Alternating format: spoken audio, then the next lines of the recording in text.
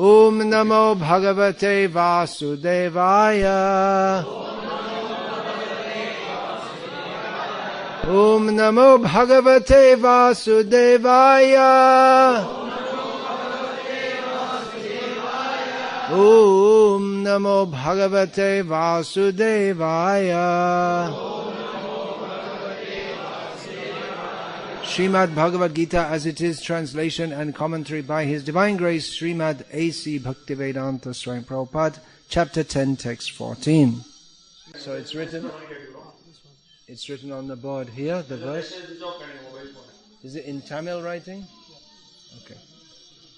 Sarvam etadritang manye yanmang vadasi Keshava nahite bhagavan vyaktim vidur devana danavaha sarvam etadritang manye yanmang vadasi Keshava nahite bhagavan vyaktim vidur devana danavaha. O Krishna, I totally accept as truth all that you have told me. Neither the demigods nor the demons, O Lord, can understand your personality. Yeah, go and read the Prabhupada. Krishna is the Supreme Personality of Godhead. He knows what is the truth. He is the truth. Everything emanates from Him. As he's just stated, Ahang sarvasya prabhavo matah sarvang pravartate. Everything comes from me. So He knows everything about everything. And He is teaching Arjuna to understand everything. Earlier in Bhagavad Gita, Krishna has said, Jnanam te hamsa vijnanam idang vakshyami aseshataha yajgyatva neha bhuyo najgyatavyam avashishyate. I will now teach you knowledge of the material and the spiritual, by knowing which nothing further shall remain to be known. So Krishna is the best qualified person to teach about everything. We cannot know everything to the extent that Krishna knows. He is all-powerful, and He can know everything. He can know everything. He does know everything in detail. We cannot know everything in detail. For instance, I suppose that you all took some food this morning. I don't think anyone's fasting. But how everything is being digested in your stomach, you don't know. Yeah, the doctor or the biologist might be able to tell you, but he doesn't know exactly how each molecule of acid is interacting with the idli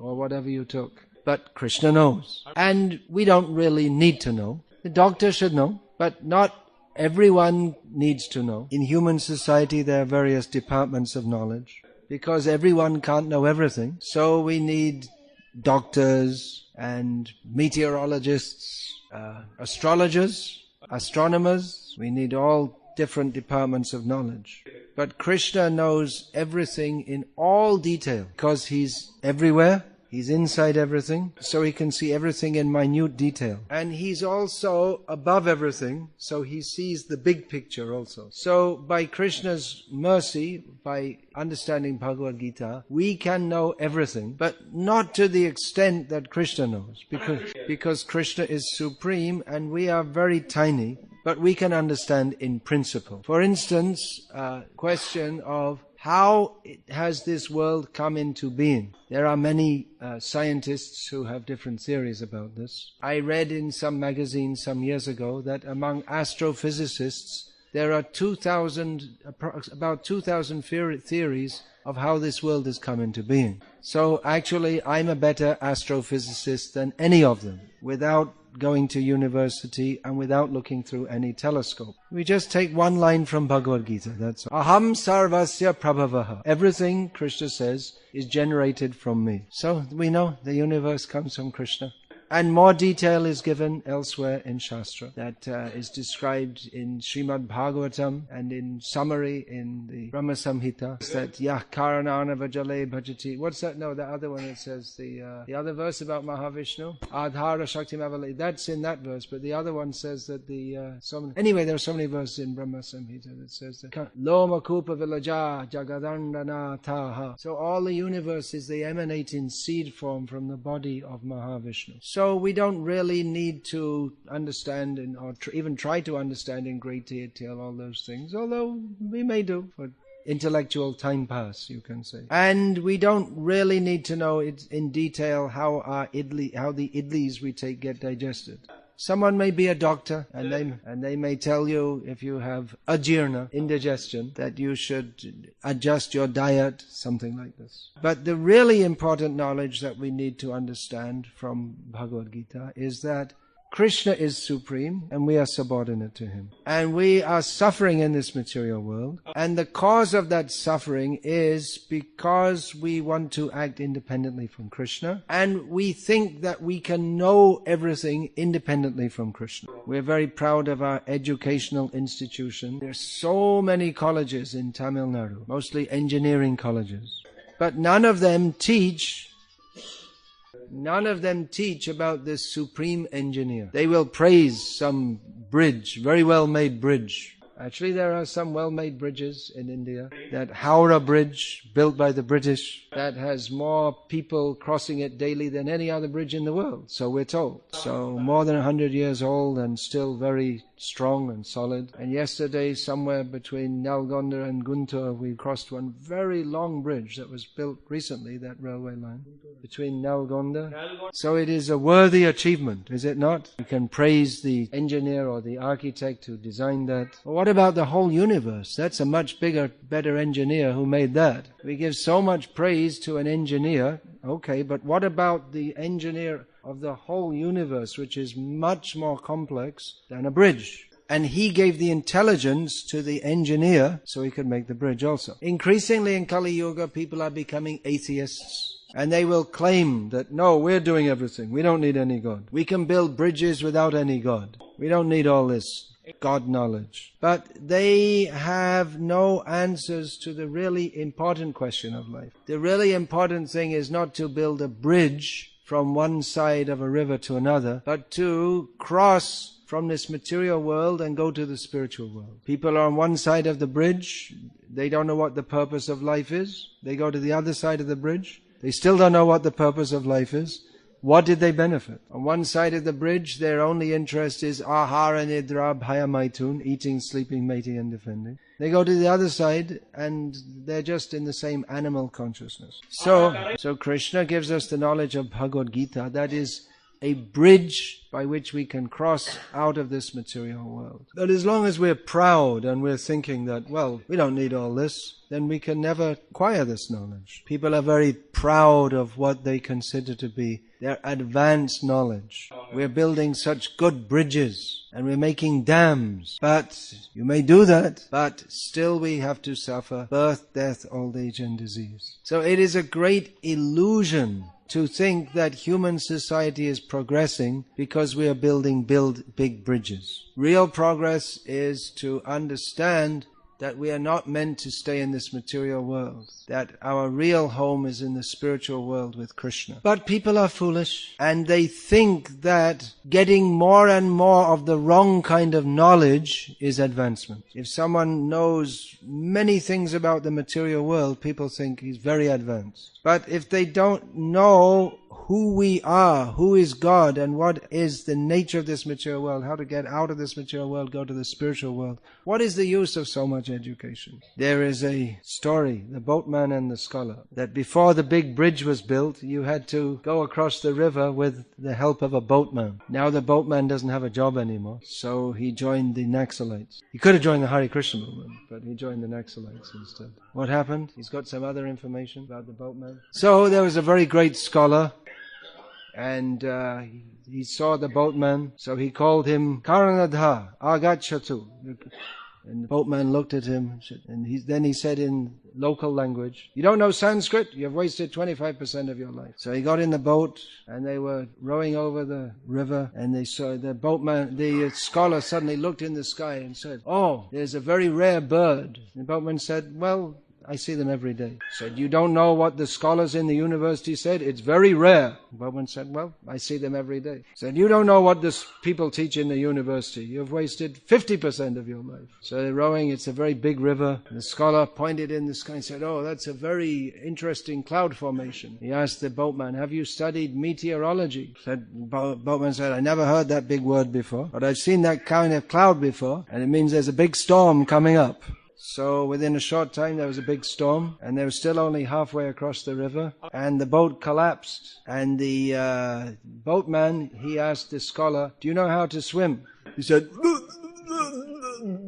"No."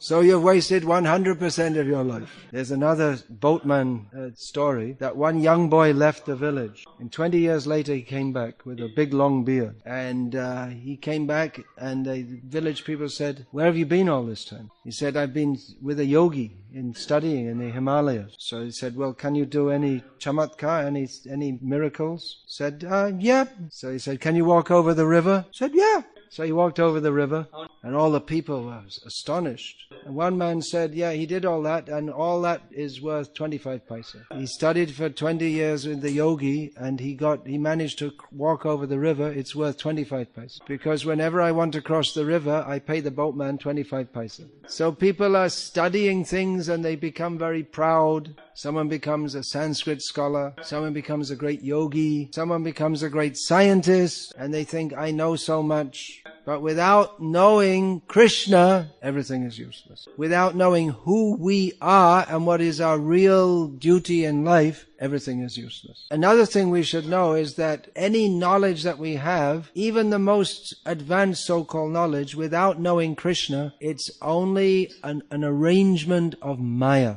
Krishna's illusory potency is called Maya. By the arrangement of Maya, we think that we know things, but what we know, it's all messed up.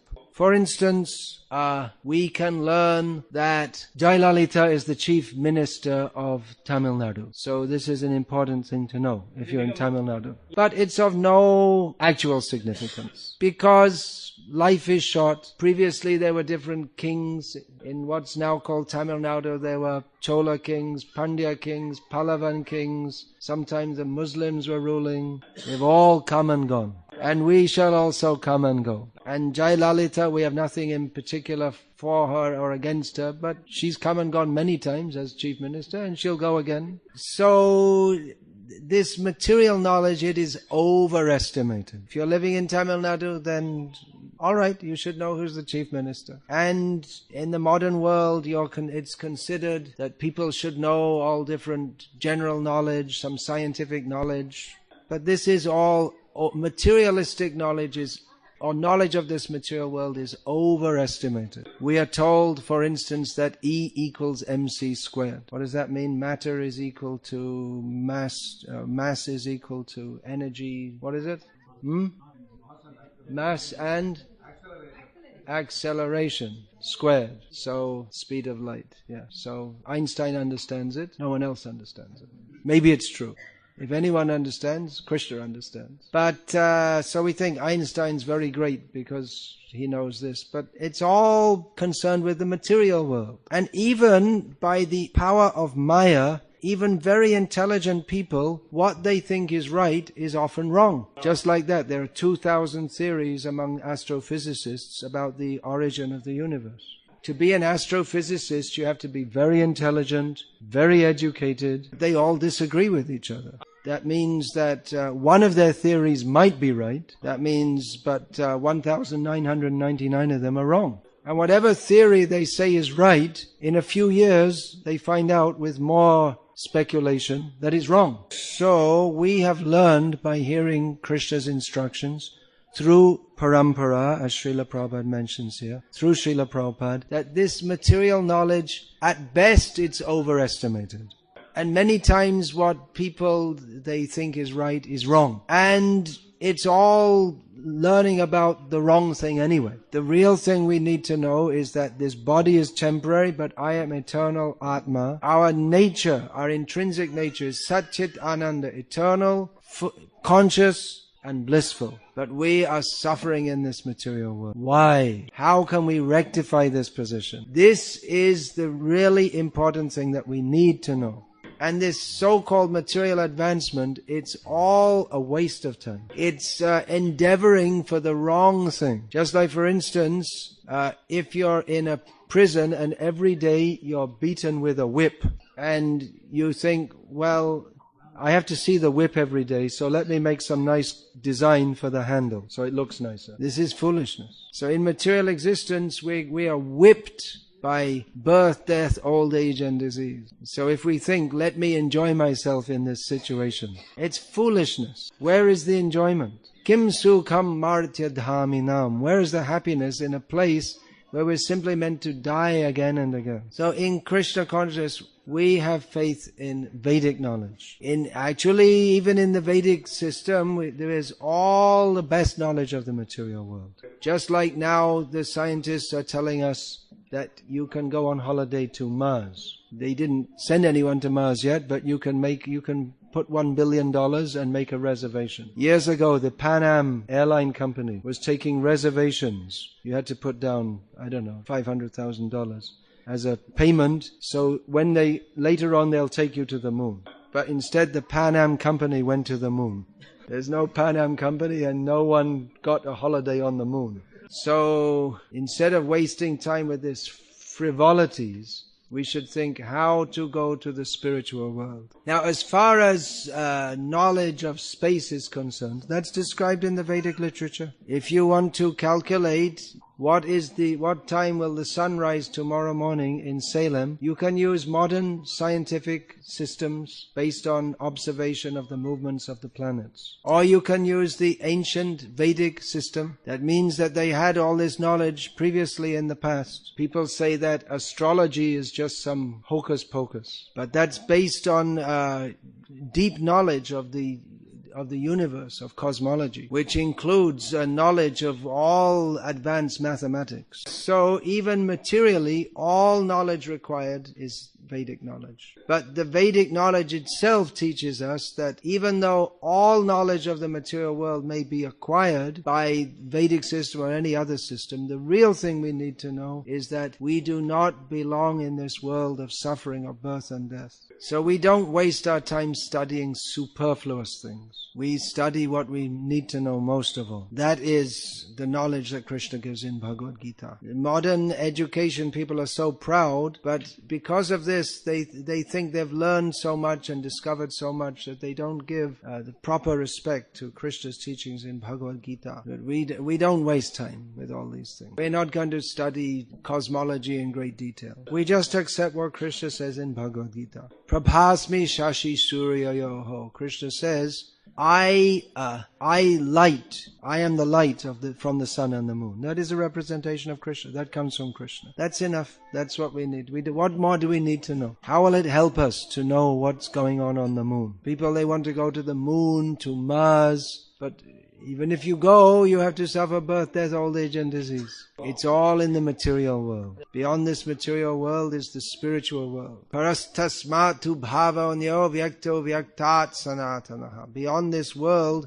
where everything is created and destroyed again and again, there is the spiritual world where everything exists eternally. So people think that, well, we have modern scientific knowledge and this Bhagavad Gita, that's just something not very intelligent. But actually it is not intelligent to ignore the knowledge that Krishna gives in Bhagavad Gita. Krishna states in Bhagavad Gita that we all have the problem of janma mrityu, jara vyadhi, birth, death, old age and disease. It is foolish to ignore these reality that we all have to suffer this. That's why we say all the scientists, even Einstein, fools. All the politicians, movie stars, teachers, all fools, if they don't take cognizance of this point of that we are all suffering in this material world. Purpose of life is to find a solution to that suffering. That solution is given by Krishna. Manmana bhavabhadbhakto madhyaji mang namaskaru mame vaishasi satyang te pratijane priyosime. You can just chant. So if you don't have this Bhagavad Gita as it is in your home, you should certainly get it, read it, and live by it. There's so many things that people are doing in their lives, but without applying this knowledge of Bhagavad Gita in our life, it's all simply a waste of time. Of course, it requires faith to accept this. But if you study Bhagavad Gita as it is, then you must come to the same conclusion as Arjuna, that everything Krishna says is right. Krishna is not cheating us in Bhagavad Gita. He's saving us from the cheating of everybody else. Hare Krishna. Now there's only 2 minutes. If anyone has any question, they could ask that. Sandeha. Again, it's Sanskrit. They say that there's no... What's his question? Yeah. So whether you chant Hare Rama, chant Hare Krishna, chant. Very nice that you like to chant. Please chant Hare Krishna, Krishna Krishna, Hare Hare. Hare Rama, Rama Rama, Hare. Or if you're accustomed, you can chant Hare Rama, Rama Rama, Hare Hare. Hare Krishna, Krishna Krishna, Hare Hare. Same thing. In our Sampradaya, we are taught by Chaitanya Mahaprabhu to chant with Hare Krishna first. But anyway, if you chant japa continuously, it comes to the same thing anyway. Hare Krishna.